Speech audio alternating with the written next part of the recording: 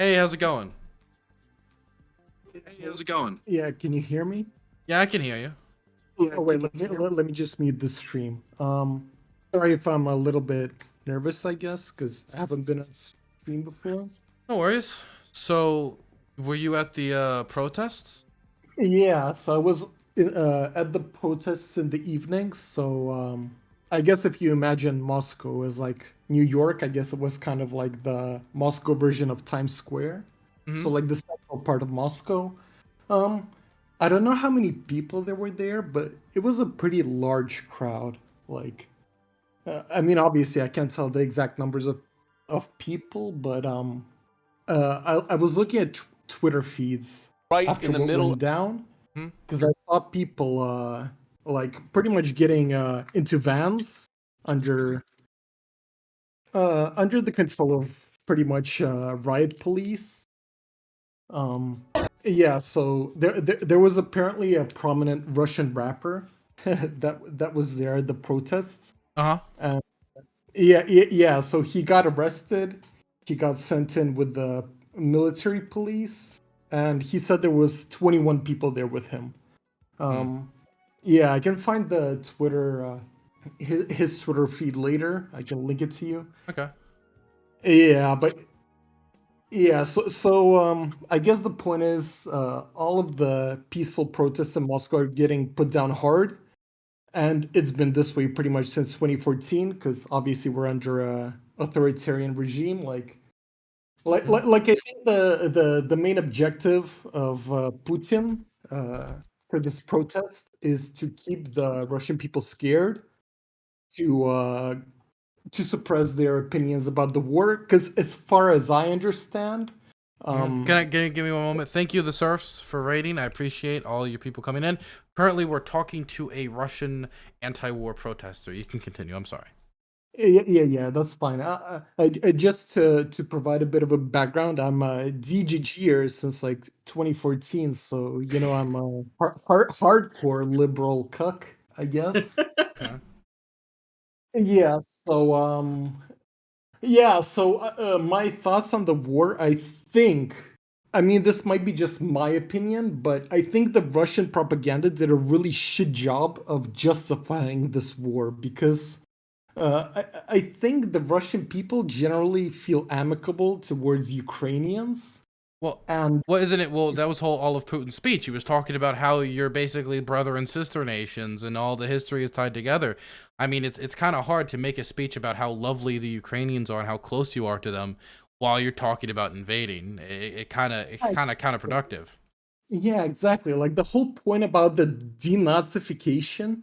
I mean, Russian propaganda has been spreading fake news for since 2014, pretty much. But even then, they haven't offered any real examples of how Ukrainians are purging Russians in Donbass or any of those regions. So like for example, my mom, so she's a fucking boomer, so she reads all the state propaganda. And when I told her today, well, I guess yesterday by Russian time, that we're actually invading Ukraine, she couldn't fucking believe me. Like she thought, holy fuck, like are we actually doing this, and why are we doing this? I So I would guess also say that the whole genocide thing that's been completely unsubstantiated. The General Secretary of the United Nations has also disputed those claims, saying that he has seen no evidence that there's a genocide ongoing in Donbass. There are real issues in Donbass. One of the most pertinent ones I always point to is water security. Water security is a huge issue in Donbass right now, and it has been for a long duration of the conflict. But that's not a genocide that is being alleged, and most certainly is not. There's no evidence of a planning of an invasion and obvious false flag attempts and such. yeah, of course. Like I 100 I 100 million% agree with you. And when I Like say planning of invasion, I mean the idea that the Ukrainians were planning to invade Ukraine yeah, yeah. or retake Donbass territory. Like how stupid do you have to be to think that Ukraine would attack Donbass when Russia has the most military presence there since 2014? Like in 8 years, Ukraine could have invaded at any time, and suddenly they supposedly decide to invade when we pull all our troops there. Like it doesn't hold up in any kind of sense. even my mom, who is a fucking Putinist to the death, like she doesn't understand this. And the most important question I think for Russians at the end of this is, what the fuck are we actually trying to achieve with this war? Because obviously we cannot occupy Ukraine. Like there's no chance we'll occupy Ukraine. Because look at America in Afghanistan and Iraq. Those were much or smaller or countries. Russia in Afghanistan. Afghanistan, yeah, exactly. Like those Yeah. countries are way smaller. Ukraine is a fucking huge country, and the more violence we engage against them with, the more they will hate us. You know. So at the end of the day, the question I'm asking, and all Russians are asking, is what the fuck is the point of this war? And obviously, I was against the war in the first place, and that's why I went to the protests, regardless of the consequences and the way this war pans out. But I think even the most hardcore Putin supporters, I don't think they have an answer regarding what actually we're planning to achieve with this war. Like, I don't know. Like, I don't think anybody really knows what we're planning to achieve with this. And I Uh, guess that's like my main point about this war. well, could I ask you about the motivations that have been given by Vladimir Putin? Um, Yeah, I just wanted to go one by one through them and ask your opinions on them. yeah, go on. Let's So the go. first one I wanted to bring up is his claim of denazification, the idea that Ukraine is a neo-Nazi state and that Russia needs to invade to denazify the country. Um, Um, I ca I mean, we can go through each point individually, but I think the main point at the end of the day is I don't think Putin swayed any opinions inside Russia regarding this war. So I think the people who were against this war from the beginning, obviously they think everything that he said is bullshit. And everybody who supports Putin blindly, like even if he didn't give a justification, I think they would have supported him like regardless of what he said. But to defend the Russians, I think that's a small minority of the population because I think you've seen like statistics that Putin's support has been waning for like a long time now. Could I ask you why you think his support is waning? Yeah, obviously, because since 2014, Russia has been in the shit. So the ruble is down in the dumps. Our economy is in the shit. Putin is, you know, he's using this nationalistic rhetoric to kind of distract Russians from the fact that Russia is declining more and more. And I think like the the sanctions that Biden announced today, Hmm? like they will only push this further. So I think, I yeah, mean, I mean, we're talking about Russia losing massive access to financial assets, assets being froze. Talking about and that's just Biden. I mean, there's a ton of sanctions. Biden, you go to the UK, the banning of certain exports and dual use, the banning of, I believe it was what is the type of chip, Stoic, that was banned from being sent from the United States. I mean, but the and not to mention the stock market seems to have yeah, crashed. I think it dropped by like 30% in value at one point. yeah, 33%. So so a third of our stock market plunged in one day, and obviously tomorrow it's going to. I mean, here it's 4 a.m. right now, so the stock market hasn't opened yet. But obviously tomorrow it's gonna, or I guess today is gonna continue plunging more. So and Biden also said so that these sanctions aren't going to be immediate, that this is like a long-term plan. So considering how much Russian economy has collapsed since 2014 and what happened now, yeah, like I just don't see how Putin's regime is going to climb out of this. So my hope as a liberal Russian is that these sanctions will actually do what they're supposed to do, which is uh, collapse the Russian economy to the point where Russians are actually going to be ready to, protest en masse against Putin's regime. Because until that happens, Putin is going to keep strong arming his position in Russia. Because obviously, any riots that happen or any protests that happen until now, including the one I've been to today, they just get suppressed violently. And you know, you've seen this in Venezuela, you've seen this in Belarus. Like these authoritarian dictators, they just No matter the human cost, they'll just keep sending in troops until eventually the protest gets silenced. So, yeah. I wanted to ask you, did you see President Zelensky's speech to the Russian citizens? It was the 9-minute speech. Yeah, I've seen it while I was in the waiting room, and holy fuck, man, what a speech! What a fucking hero! What do you God think damn. about his argument against the Russian invasion of Ukraine and his speech directly trying to communicate with the Russian people? My editor, if this is uploaded on YouTube, please try to put some footage of the speech right here. But what did you think about the speech?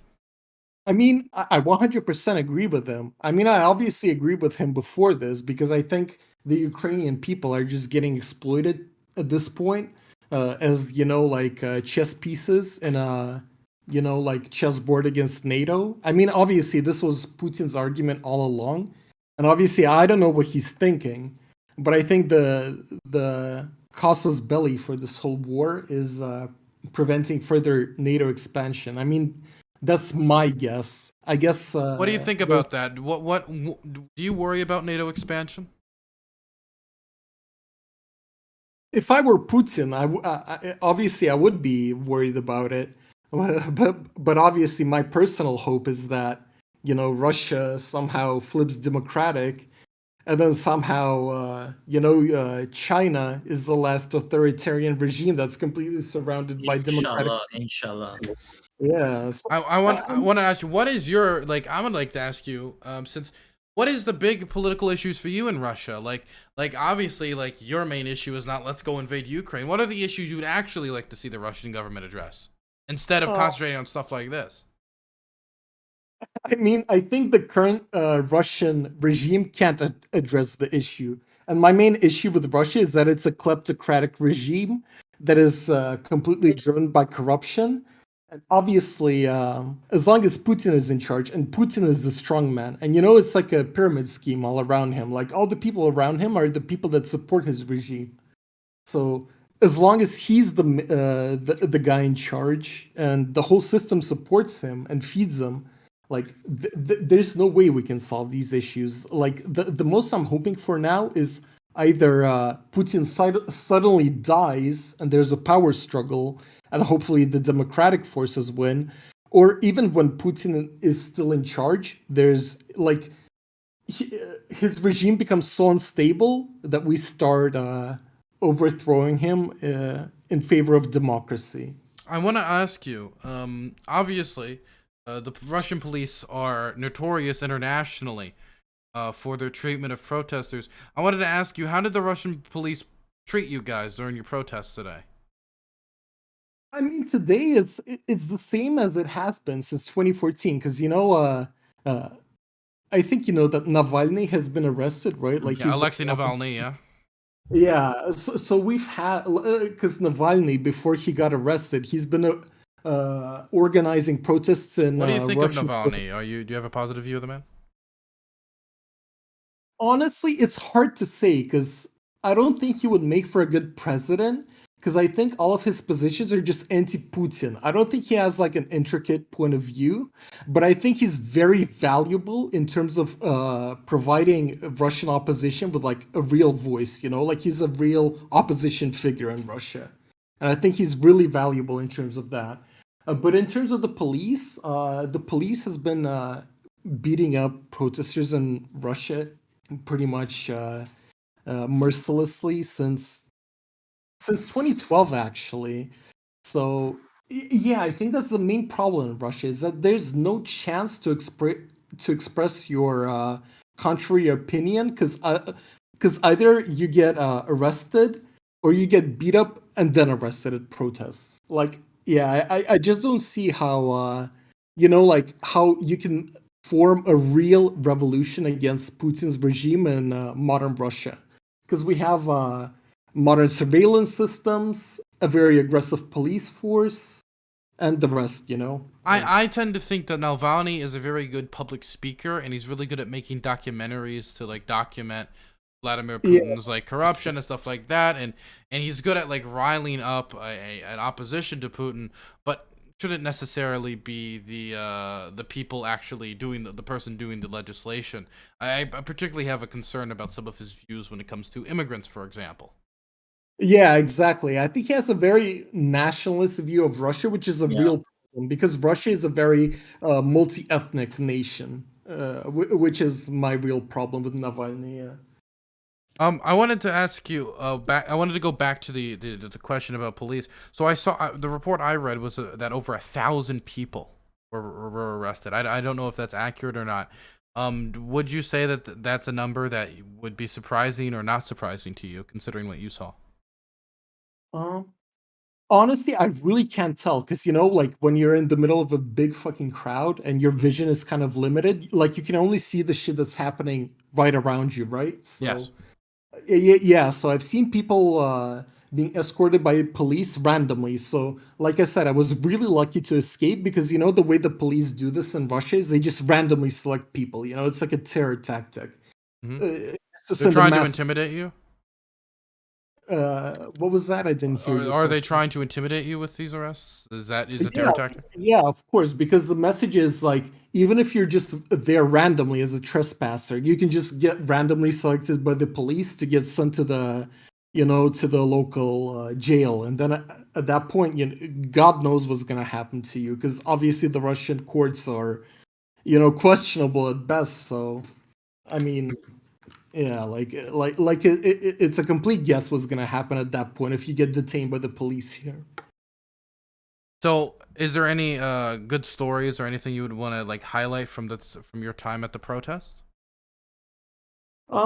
Yeah, so I guess the main reason I'm optimistic is that there's a lot of people that are turning out for these protests, and I think that, like I said before about my mom, I think even like the most hardcore Putin supporters don't support this war. So I think when you discuss this war, who really wants it? It's the Putin regime that wants it. I don't think that regular Russians Do want you? this What war. about Putin's like diehard supporters? Like, do you think they're on board with the war, or is this just a war out of strategic necessity through the eyes of the Putin regime, but just is overwhelmingly like unpopular? I think he has his most hardcore supporters, but I mean, obviously, this is guesswork by me because I haven't done surveys or anything. Yeah, I'm But I just think, asking your private opinion, and that's all. yeah, I think maybe like, I mean, let me be conservative. Like, I think maybe at most 20% of this war, like, they blindly support this So invasion, and very 80%. unpopular then. Yeah, I think this is the problem. I think that Putin's propaganda hasn't done enough to justify this invasion. He You didn't know. really hype it up enough. He didn't really like give like good reasoning, and the false flags were so sloppy and like there. I mean, like everybody could see that it was nonsense. I mean, the idea that Ukraine was going to invade Russia. I mean, what a ridiculous thing to say, or that they would wait until there's 200,000 troops on the border to move into Don. But I mean, everybody could see what was up, and I guess like it's he hasn't really built up a decent casus belli, and I don't think most people even really believe the Nazi stuff. I mean, I know there's certain people on Twitter that believe the idea that Ukraine's a Nazi state, but I feel most of that is, to be honest, virtue signaling. They're looking for a reason and they're walking from their conclusion. And so, if you're an average everyday person who your main concern is, tabletop issues like paying taxes and how much you're making from work and inflation, stuff like that, these historical casus belli that he tries to do in a 45-minute rambling of a speech, not really gonna motivate you to pick up a rifle, is it? Yeah, exactly. Like I said, I think the people who were supporting Putin prior to all this casus belli and the buildup on the border, I think they would have supported him anyway. But I think that's a small percentage of the population. I think these are like the people you could never convince otherwise anyway.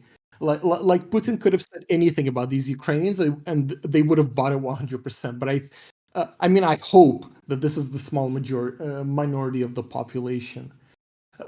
But yeah, just like the last thing I want to say, just looking at this all this coverage of the war so far, um, I think there is a lot of misinformation from the Russian side about this conflict, and I know the Ukrainians already mentioned that you shouldn't post unverified information about this war. Yep. But if you want to help the Ukrainians, make sure it comes from an official source, because otherwise Mhm. it makes it that much harder for the Ukrainians. Because a lot of the Russian warfare is based on deception, like the cyber warfare, the maskirovka, like all that shit. Yeah, like if you want to help the Ukrainians, make sure it comes from a legitimate source. That's like my last message. Okay, and I have one last question. So, if this war is so unpopular, if this drags out into a longer conflict as a quagmire, so to speak, with the Russians unable to actually capture the capital and expel and place and do regime change, which it seems like that is their intention here. Do you think that the Putin government can afford a quagmire in Ukraine when it comes to popular support and the effects on the economy from sanctions? 100% not. And actually, I heard this from Stoic Viper, right? I think that's Yep, his that's name. that. Yeah, yeah, yeah. So what you said about Syria when we had to pull out early. So yeah, we got a bunch of assets for this war, a bunch of capital for this war, but this is like 100% a guaranteed short-term war. So if this Mm. gets dragged out, I mean, I don't know how much, obviously, because I don't know how much this shit costs for the Russian army, but I think even 3 months, it would be disastrous for us. And at that point, I would actually be very optimistic about a regime change in Russia, because I would see it as Mhm. like our generation's Afghanistan, Because, Yeah, yeah, yeah. yeah, exactly. Because Afghanistan was like the last ditch attempt for the Soviet Union to restore kind of its like military dominance. And I think this is Putin's equivalent of that. So if he fails in Ukraine, I mean, Russia is already buckling under Western sanctions, and failing in Ukraine will accelerate that like a million times, pretty much, I think. Gotcha. Would actually be perfect for with the sanctions would be an active policy taken by the United States, maybe like a Russian Liberation Act, where we actually back democratic movements within Russia, such as the protest movements that you're talking about, and actually back them for the time when Putin eventually will go, because there will come a time where Putin will leave. There will come a time. It's just a matter of time. Yeah, my only concern is that if Russia becomes another Belarus or Venezuela, where the people are obviously staging a popular uprising, but the dictator still holds on to military power to violently suppress those protesters. That's like, As concerned. yeah, that's like the ultimate doomer black pill, where Putin just, he doubles down on controlling all the Russian population. And I'm not sure if we can actually overthrow him at that point because the Russian military is obviously very well funded. Mhm. It's very well organized, and if you're just like a regular protester in Russia, I don't know what you can do against that. So yeah, it's hard. Like I don't know what can happen in Russia right now, but I'm hoping for the best. So I really wish you the best, and I wish you safety as well, man. You're very brave for doing this. I think Yeah, I, Dylan will agree with I, me. I wanted to say that what you're doing is very risky. You're putting your own safety at risk for peace, and I respect that very much, especially as somebody who worked for Gravel, who also risked imprisonment to fight against war during Vietnam. yeah, thank you very much, boys. I really appreciate your coverage of these protests because I know there's a lot of disinformation right now, but I know you're doing your best to deliver the most accurate and well-fed news, I guess. I appreciate you coming on to talk about it. Thank you very much. Again, Thank you so very much, man. you have a good one. Okay. Yeah, thank you, boys. I wish you the best as well. You Bye bye. too, man. What a swell guy. What a swell guy. Brave dude, man. Absolute brave dude. And I hope we actually provide all the support we can, not just to the Ukrainians, but eventually to the Russians as well in the future. Absolutely. I do want to reiterate that our problem is not with the Russian people. Our Of course. problem is not with anybody just who happens to live within Russia. I Russian people are absolutely wonderful. The problem is with the government, the kleptocracy that is Putin's government. That is the problem. The problem here is Putin's aggressive, illegal action of invading and an aggressive war of conquest in Ukraine. That is the issue here. It is not the Russian people. Absolutely not. Exactly. It's the government at the end of the day. Absolutely.